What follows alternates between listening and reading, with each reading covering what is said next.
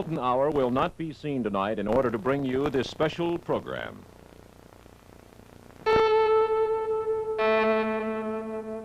CBS presents this program in color.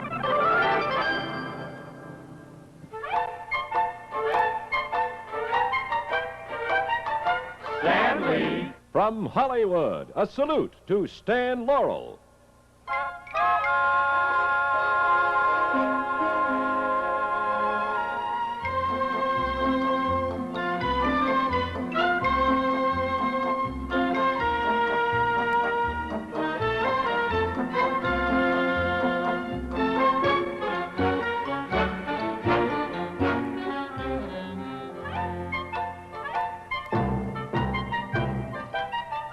Stanley!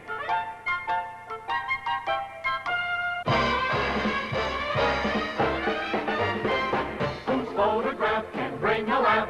Stanley! That little guy with the jazz bow tie, Stanley! You'll always find him where the joke is, where the chase and where the hope is, and no matter who the bloke is, he'll say, Stanley, pow, pow, pow! what kind of a mess have you got us in now? Who gets a kick from doing shtick? Stanley! Oh, he's a top banana in our book. You can't forget that funny face, no matter how you try. He's called a clown in our hometown, Stanley. To help in our salute to you, here is another clown or two.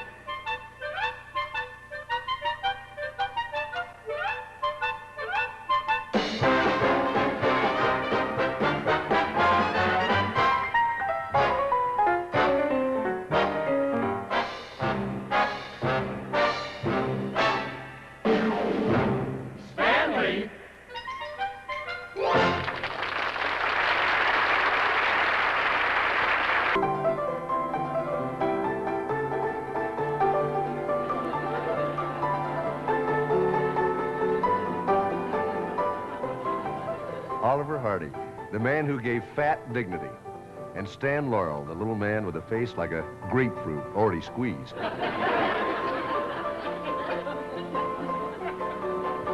know, there are people who think of Laurel and Hardy as a relic of yesterday, kind of a nostalgic recollection, a piece of grainy film.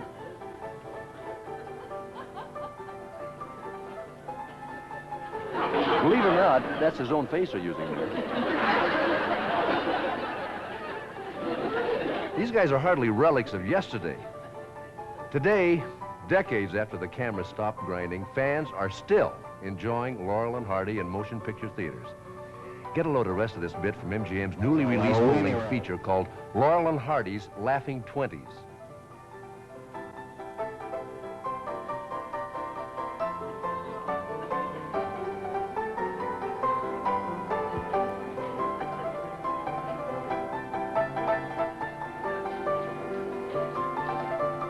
Get a load of this.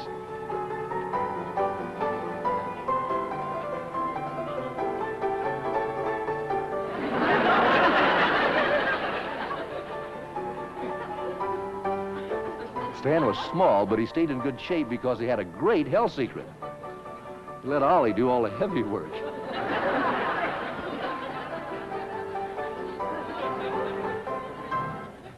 You know, I never had the privilege of knowing Oliver Hardy personally, and I've always felt that I missed something. And that's perhaps why I'm so happy that I finally did meet and become a friend of Stan Laurel. In a way, the performers who are gathered here tonight are showing their own affection, not only for Stan and for Ollie, but the entire list of men and women who, through their comedic talents, bring some lightness, some happiness, some fantasy to an otherwise pretty grim old world. For instance, her, him, them.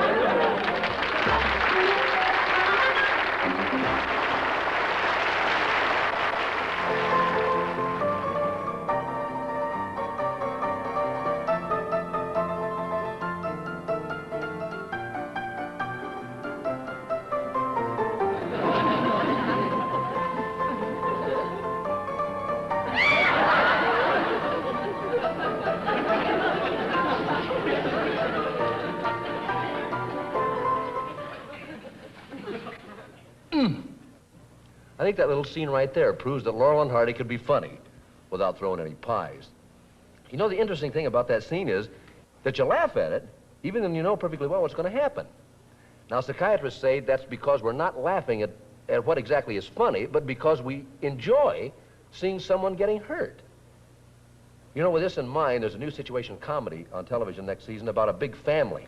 They have a series of very funny accidents. By the end of the season, everyone in the family has been hurt. Of course, the following year, the sponsor does a medical show and cures every one of them. It isn't true, of course, but in the old days, they went just about that far to get a laugh. And it's funny how today things have changed a lot. We don't just act ridiculous for the sake of getting a laugh. We like to get away these days from slapstick humor. And I'd like to discuss with you right now that very subject, the development of comedy in this country.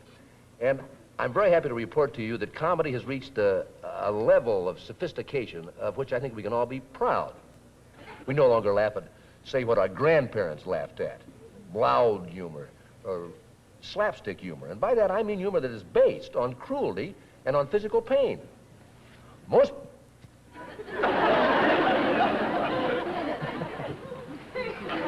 people.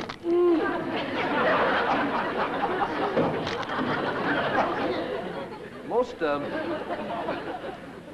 people today feel that there's nothing really funny about other people being in pain. Now, I suppose back in ancient times when it...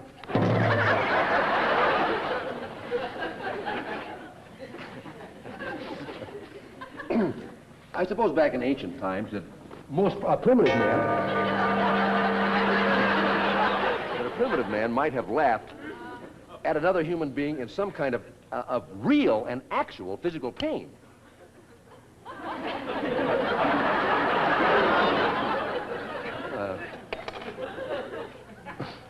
Nowadays, of course, modern people, intelligent people, don't fall for that kind of humor. The modern-day comedian gets his laughs, I think, by using his intellect. And he doesn't stoop to that, what is a really lower kind of physical pain comedy.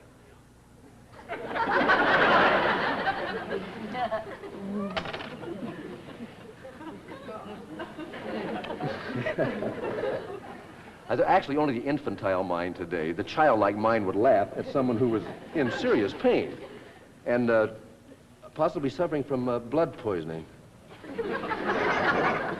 As I say, an infantile, a childlike mind would laugh at that, but you wouldn't, and I...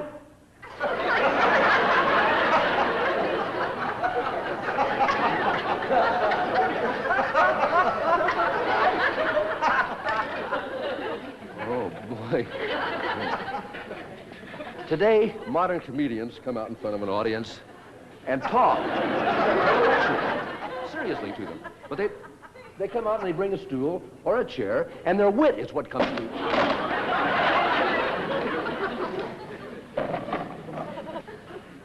I think Sigmund Freud said it first. He's the one who discovered it, I'm sure, that laughing at a person in pain is actually a manifestation of a deep-seated hostility.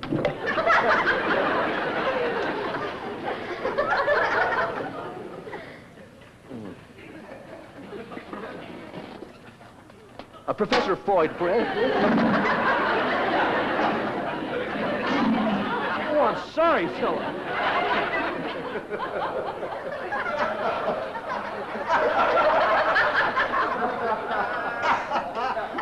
Get him out of here.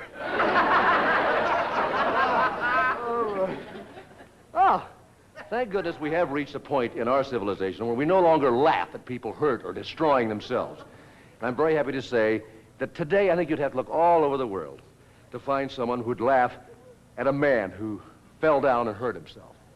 Thank you very much.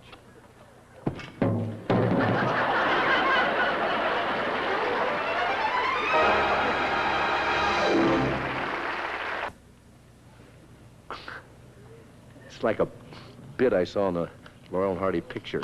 You see, the light wouldn't light, so Stan takes it out, and he does this. Of course, Stan Laurel did this with a trick. Unfortunately, we couldn't duplicate that trick here in the studio, so I'm standing here with 20,000 volts of electricity passing through my body. You know, they did some things in the early movies that no one had ever done in movies before. I think one of the greatest things they ever did in early movies was letting people in to see them for a dime. You know, we have a guest with us this evening who first saw the early movies on the Late Late Show, and it inspired him to make a study of the whole entire art. Mr. Bob Newhart.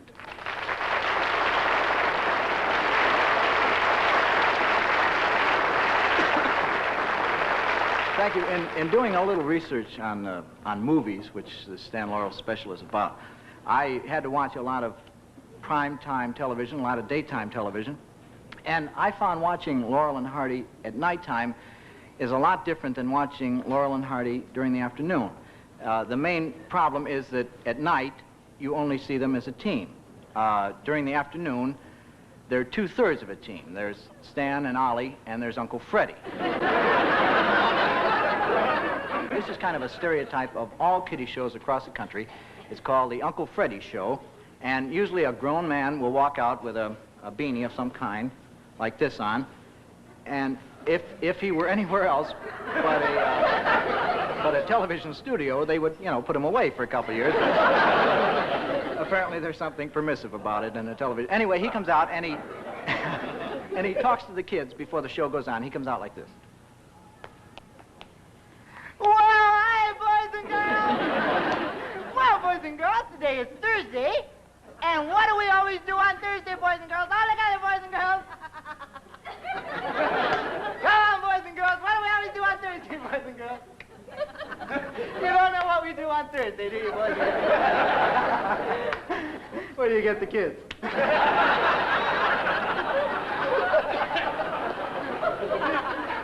Thursday's mailbag day, boys and girls. Remember that? Sure you do, boys and girls. Before we get into the mailbag, boys and girls, I have two announcements I have to make. First of all, as you know, usually on Thursday, in addition to the Laurel and Hardy films, we usually show the Three Stooges cartoons. But they've been trying to hold Uncle Freddie up on price, boys and girls, and so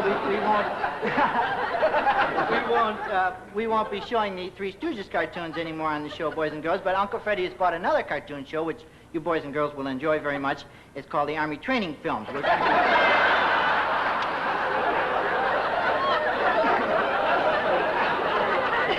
We're going to be showing them, and the title of our cartoon today, boys and girls, is Frostbite, so that sounds like a real fun one. Oh, one other announcement, boys and girls. We've added the name of a new sponsor to our blacklist. They canceled out on Uncle Freddie last week. The breakfast cereal Pops, boys and girls, and of course, all the boys and girls in good standing in Uncle Freddie Club, that means that you can have Pops for breakfast in the morning, or play with any little boys and girls who do eat Pops.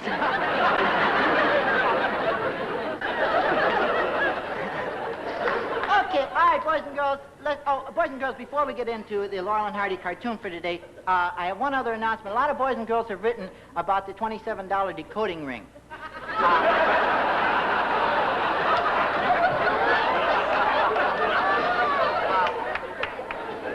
That box, once again, boys and girls, is box number 507. Remember that. Apparently, one little boy wrote in a letter, and he said instead of the decoding ring, he got back some pictures of older girls in sort of bathing suits.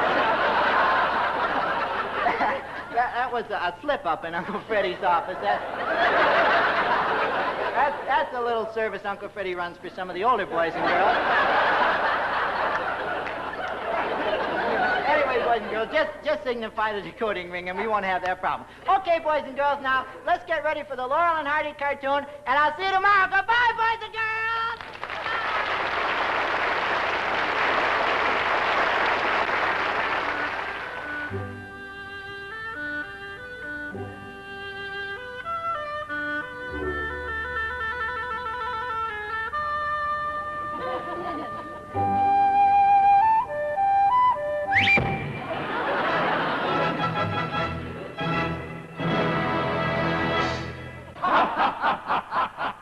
Now that the comedy is over, ha ha ha!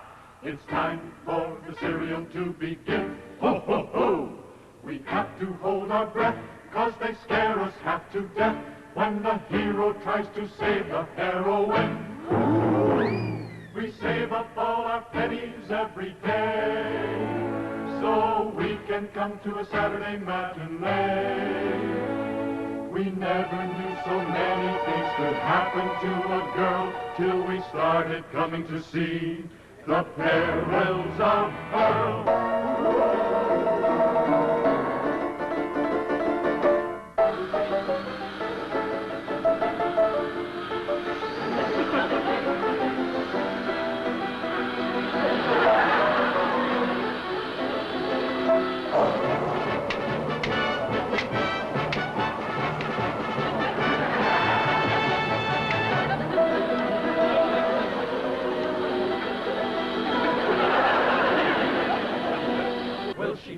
Splitting headache, is she really up the creek? To be continued next week.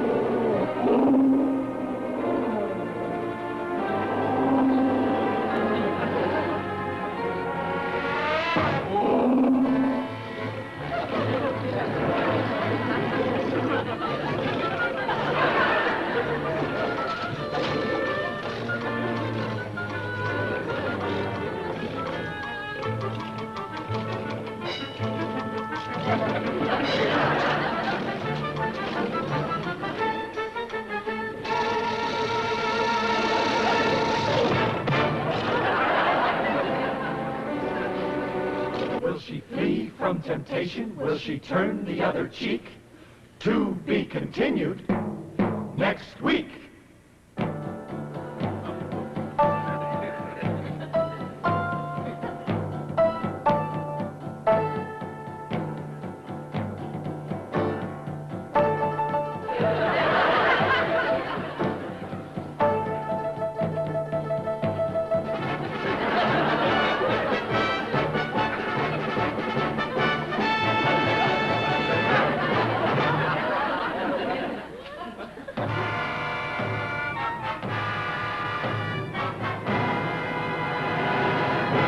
Will she get it in the end? Are her chances rather bleak? To be continued next week.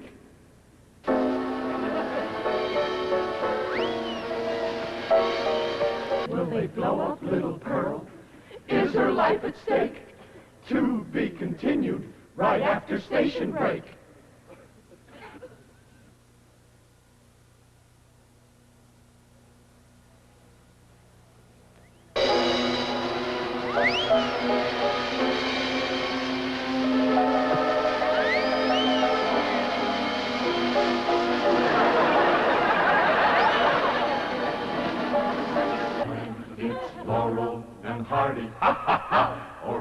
watching the perils of Pearl.